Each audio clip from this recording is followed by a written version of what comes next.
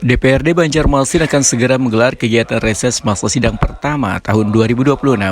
Agenda ini menjadi momen penting Gasan Bubuhan Wakil Rakyat untuk turun langsung ke tengah warga dan menyerap aspirasi warga di daerah pemilihan masing-masing.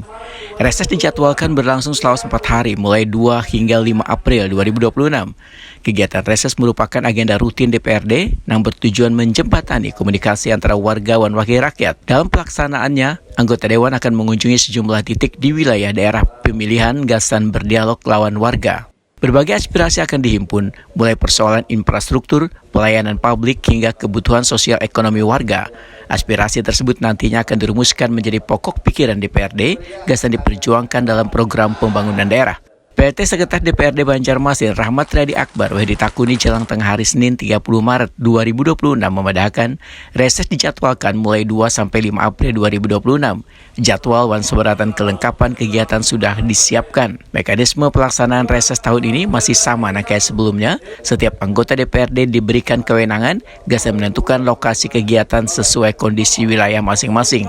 Rahmat Riyadi Akbar menyatakan, setiap anggota Dewan akan melaksanakan reses di 4 titik dalam 4 hari. Lokasi kegiatan ditentukan masing-masing anggota Dewan di daerah pemilihan masing-masing. Dalam 4 hari pelaksanaan, anggota Dewan dijadwalkan mengunjungi 4 titik berbeda guna menjangkau lebih banyak masyarakat dan memastikan aspirasi dapat terserap secara maksimal.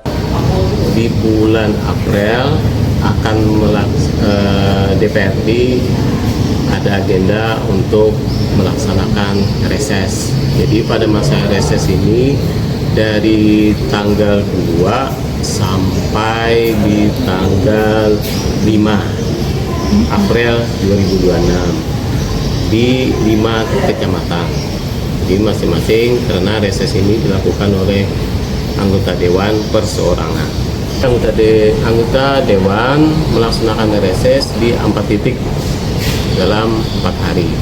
Reses ini kan pada dasarnya adalah anggota Dewan itu menjemput aspirasi dari masyarakat. Jadi mereka itu masa reses itu kan masa untuk di luar dari masa sidang untuk turun kepada masyarakat. Jadi mencari apa-apa keluhan dari masyarakat.